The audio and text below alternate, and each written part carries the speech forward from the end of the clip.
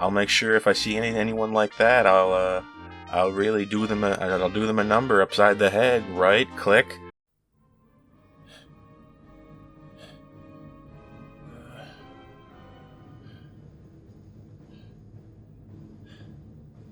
It's so hot. Help.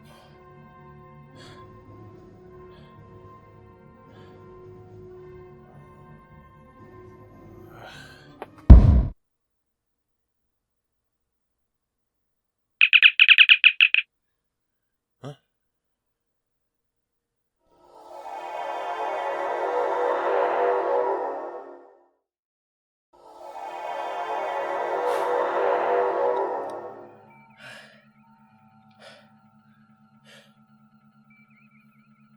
Thanks. Some people say Mugatu, some people say Gomato. Potato, potato, tomato, tomato. It doesn't matter. Everyone says it different. This episode is Mugatu Gomatu. It is the 4th episode of Lower Decks, Season 2. Season double. This episode is hokey and contrived, but hokey and contrived is a lot better than dark and angry. So we're already better than some of the nastiest episodes of Picard. I'll say that. With the broad strokes out of the way, let's start breaking it down, shall we?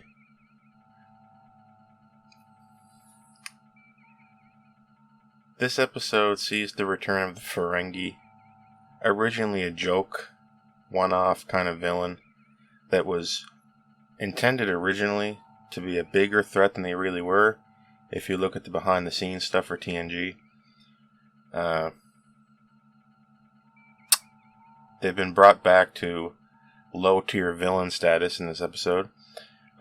Lower Decks seems to have become the show for low-tier villains, like Pakleds and Ferengi. Pakleds, ever the menace to the denizens of Lower Decks. Now it's the Ferengi with their electric whips that they had so long ago. Starfleet orders the Cerritos to investigate the appearance of Mugato, whatever they're called. It's like a Yeti with a horn, okay? A running joke with this episode is that they don't even know how to pronounce it. And the planet they go to is not supposed to natively have these. Keep that in mind. This animal is not native to this planet. So they send Shax, a retinue of other characters, along with Rutherford and Boimler. Earlier, Rutherford and Boimler were talking to the bartender on the Cerritos, and the bartender, for whatever reason, revealed to them that he thought Mariner was a secret spy, some type of sleeper agent, perhaps Section 31, and this harebrained rumor really went to the heads of Boimler and Rutherford, who possibly should be smarter than to believe this yarn, but they did. So we're going down to this planet to rescue these animals, while Boimler and Rutherford believe that Mariner is a secret agent and could possibly kill them. Very dangerous.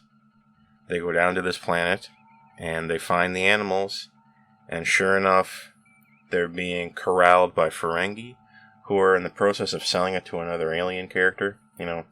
Alien, I just don't know his exact species offhand. Suffice to say, he was green. So, Shax, all along the way, on the trail of these animals, he's tasting the feces. He's taking it from the dung pile and putting it right in his mouth. What an animal Shax is. And I mean that as a compliment. I wish I could go down on a away mission and just start eating shit. Dang. That's the life. So, basically, they just barge right in. Shax is I believe, the top-ranking officer. So they follow his lead. Shax just goes in guns blazing and catches these Ferengis in the act of trading these horns. And I guess trading the horns involves killing the animal. I'm not totally sure. But he deftly dodges away from a whip attack. And the whip happens to connect with a device that immediately unlocks all the cages and sets all the animals free. Red alert, guys. We're running away from these animals. And don't Boimler and Rutherford see Shax getting attacked by Mariner. Why is Mariner attacking Shax? In the melee here, why is he attacking her? It's because she's some kind of secret killing machine? No, it's because she's sucking the poison out of Shax's wound. So it looks like she's eating him. Actually, we're getting rid of the poison because these giant animals are poisonous. So, a comedy of errors. Feels like a script that came from some other show that they just adapted into Star Trek. How many times have I seen this? Character secretly thinks some other character is this. It turns out it was all just a big misunderstanding, and really it's this. And then we laugh and hug at the end. Oh, isn't that quaint? Or contrived. Boimler and Rutherford are running away from this creature, alone, mind you, with each other. Together alone. And they find... they happen upon a random Tellarite tourist, I guess we'll say, named Patingi, which is a very funny name. They do come up with some funny names in the show. I'll give them that. And they're asking Patingi for help and says, Patingi, you don't know me? I have 5 books on Mugatus. And they say, oh my gosh, he has 5 books on it. This guy knows what to do. We'll follow him out of this forest densely packed with violent Mugatu. So they're following him. He reveals subtly that I never wrote 4 books, I just happen to have them. He just has 5 books. So when he said, I have 5 books, he just means he has them. He didn't write them. And then he proceeds to immediately get his head bitten off clean by one of these animals. Spewing blood everywhere. And one thing leads to another. And Rutherford and Boimler are escaping from a pair of mating Mugatos. And there's even a Mugatu who's enjoying watching. So we got kind of like a 3-way kind of going on, and it's all very funny, if a little bit dirty and a little bit raunchy, but at least it's not the F word, which does show up. So basically they run into Mariner. Mariner reveals, no, I was never a secret agent. I was never a secret ninja. In reality, I made up that rumor to sound cool. Mariner spreads fake rumors to the bartender on the Cerritos to confuse people. You know, I was having fun with Rutherford and Boimler working together. They made a good pair. They were both nerdy loser types. However, Rutherford is the benign optimist, and Boimler is the retentive pessimist. It's kind of a cool duo. They worked really cool together in this episode, but it just gets ruined by Mariner dunking on him. So they're getting clowned on by Mariner, which I just hated. And they come up with their own idea, using the power of math, people. We're using the power of math, people. I'm going to have to make a little clip of that, probably. They tell the Ferengi that they can make more money, more latinum, by selling Mugatos as a tourist attraction. So instead of killing them, they're going to like run a zoo. And this plays into the fact that Rutherford and Boimler were playing some kind of diplomacy board game at the beginning. I'm not sure what it was, but I remember Ferengis playing a similar game in DS9. Can't remember exactly what it was called though, but it looked really fun. So it harkens back to the beginning of the episode. At the beginning, they were playing a board game about negotiations, and Boimler and Rutherford end up negotiating their way out of a disaster with the Ferengi. It's all good. If you're willing to believe that the Ferengi never thought of this to begin with, and if you're willing to believe that everybody involved in this plot is just stupid. This is one of those plots where everybody kind of just needs to be low-level stupid for it to work, which I don't like, but I'll accept it if the episode's kind of fun. This one kind of wasn't that fun. If you can tell already, I'm a little bit lukewarm on this episode. We were on a roll, but this episode slowed that roll, definitely. You'll get the review score in a moment. Mariner, Rutherford, Boimler make it back to Cerritos just fine. But the Cerritos accidentally destroyed the ship of one of the people trying to buy the horns from the Ferengi. On the lowest tractor beam setting, they accidentally tore his ship apart when he was trying to leave after having engaged in illegal trading of horns. So the captain feels bad. She destroyed his ship for no reason, really. So they try to give him a shuttlecraft, which is probably a vastly superior vehicle to his ship. But he also wants some of the captain's things, some of her mementos, one of them being a bronze pineapple. I'm not sure what that's about. You know how captains always have kind of mementos and knickknacks in their rooms? So this guy made off with a new shuttlecraft and all these mementos as payment for the Cerritos having destroyed his ship. Kind of nasty, especially when you find out at the end that Admiral Freeman is phoning in to the Cerritos and saying, hey, we have reports of people flying around in junk spacecraft and pretending to get the ship destroyed by Starfleet only to extort them for money and things. And the captain's like, oh, really? Well, I'll make sure if I see anyone like that, I'll really do them I'll do them a number upside the head, right? Click. And then she goes and tractor beams onto him and gets back all of her things, I suppose. So the captain was duped by a random passerby. Very smart. Tendi has her own plot. The plots for this episode, are more of just A-B. A being Rutherford, Boimler, and Mariner on the planet, saving the animals. And B plot being just Tendi. Tendi is trying to become more assertive and a little bit more spicy with how she handles herself on the Cerritos. And I believe this is at the behest of Dr. Tana, the Cation chief medical officer, if you don't know. So she's giving a exhilarating mission to check up on all the people who have been neglecting their checkups. Yay. So she has her little pad and she's going down a list of all the different people on the ship who have been neglecting their checkups. And goes to give them a checkup. That's the plot. That's what we got for Tendi this episode. Friggin' pathetic. I bet even the writers thought, man, this is boring. I hope nobody notices. The only interesting thing happens right at the end when it turns out Dr. Tana herself had been neglecting her, her physicals. And they get into the quintessential chase the cat around the house type thing, where Tana is looking underneath things and the doctor's scratching at her, trying to get away like a cat. It's all very cute. And Tendi's entire plot for this episode was just a vehicle to get that scene in, sadly. And Tana at the end does get her checkup done, but not after Tendi breaks her arm trying to catch her. I would feel very bad if I was Dr. Tana.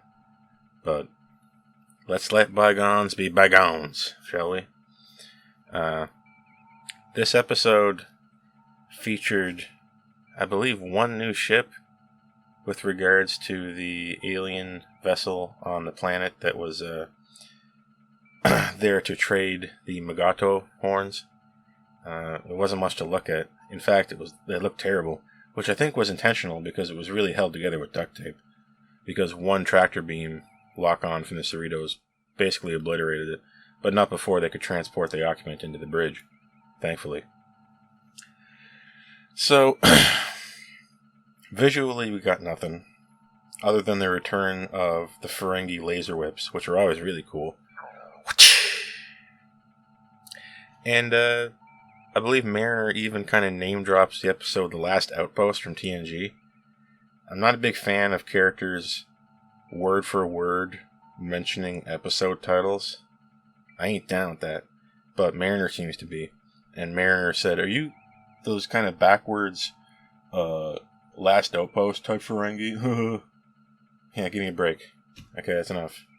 Quit it.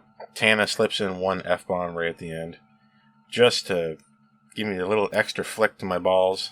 Just a little flick. This episode doesn't have much going for it. Contrived and hokey, like I said at the beginning. But not disgusting and evil. It's a shame I have to bring that up now with regards to Star Trek, because I have watched episodes of Picard that have made me walk away disgusted and sad and almost sick to my stomach. I can honestly say that I was looking forward to this episode. I wanted to turn it on. I wanted to see it. So, that being said, I do feel that just from what we've seen so far, I think this season is on track to be better than Season 1 of Lower Decks. I think Lower Decks Season 1 had some weak episodes. I didn't like the first episode at all of Season 1 of Lower Decks. But this season, I think it's superior. I think if we could see 2 more new Federation-class ships, not Federation-class ships, but as you know what I mean, new classes of Federation ships, like we did with the Parliament class last season. If we could see 2 more classes by the end of this season, I'll be willing to say this is better than Season 1 of Lower Decks, and better than Season 1 of Picard, better than Season 2 and 3 of Discovery, and better than Season 1 of Discovery, maybe. So I think if we get a few more standout episodes this season, a few more cool new ships, I'd call this season the best season of Star Trek since Enterprise Season 4. Now, that's with all due respect to the fact that this is only tenuously canon, in that it's a comedy that breaks with all expectations of decorum with regards to officers. That makes it clash a little bit in my mind. So you have to bear that in mind when I compare it to other seasons of past, real Trek, and when I compare it to the previous season, and when I review them. So, with that being said, this episode is not as good as the past episodes of this season. It's not as good as episode 1. It's not as good as episode 2. It's not as good as episode 3. I'm going to have to give this one a 6. This one's getting a 6, guys. It's bordering on 5.5. But I'm feeling very generous. I'm going to generously give this one a 6. So far, I haven't seen an episode that was totally, completely useless in this season. For those of you who don't know, my rating scale places 5 as useless. What that means is that I didn't feel good. I didn't feel bad after watching it. I felt nothing. It was like drinking a glass of water. That's 5 in my mind. 5 is the episode turns on, it plays, and then it ends. And you can throw it in the garbage. That's a 5. When you go below a 5, it's when you're getting into the territory of making me actually feel bad. Okay? You're starting to make me feel sick. But when you go above a 5, you're getting into the realm of, I feel a little bit rejuvenated. I feel kind of fresh after I watched it. So 6 and 7s are good, not bad. Probably not going to return to it. It's better than nothing. When you go above a 7, when you get into the 8, 9, and 10, you're getting into things that I will rewatch. And things that linger in my mind and give my brain muscles something to flex on, something to give them exercise, because the brain is a muscle, and you don't use it, you lose it. And I think writing good Star Trek may be a lost art. Maybe these people haven't been exercising the old brain muscles too good, because I've seen some nasty stuff, but I've also seen some good stuff. Lower Decks is kind of some good stuff. If you don't like it, that's fine. And if you like it, That's fine. You see, it's the same. It really makes no difference. It's going to continue to exist. However, to the people who keep bringing up this argument that, oh, TNG wasn't liked at first, I will point out to you that we are now 1, 2, 3 seasons into Discovery. We are now 1 season into Picard. And we are now 1 season into Lower Decks. So we've had 5 seasons, okay, of new quote-unquote Trek after the launch of Discovery. If people still don't like it now, they may not learn to like it later. We may be at the point where we can't really get on board with Kurtzman Trek. I'm just pointing that out. Remember, we only got to season 3 of TNG, and we were locked in. We were engaged, if you'll pardon the captain's parlance. Somehow I feel we've done more than that now. We've gone farther. We are past a certain threshold now. We know what Kurtzman Trek is. And speaking of Kurtzman Trek, I did see the intro for Prodigy. I will be watching that series. I will likely be reviewing it if I can get it legally. That is, if it's streaming where I am. Thoughts on the intro? Like the music? Disappointed in the ship now. When I first saw the reveal of the Protostar, I know I gave it a glowing review. I stand by it, but I've definitely seen some things that scared me, that made me think Kelvin.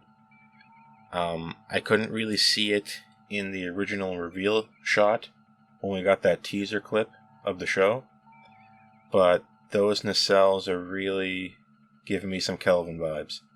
Let's just leave it at that. We'll be getting more in depth into it later, obviously, but this has been Lower Decks Season 2, Episode 4, Mugato Gumado, or whatever it's called. Gumado Camacho Gumatsu is getting a 6. 6 out of 10. With that being said, I'll see you guys next week when we review Episode 5. Isn't that crazy? We're like halfway through the season. If we're doing these short, modern 10-episode seasons, that is. Alright. See you guys later.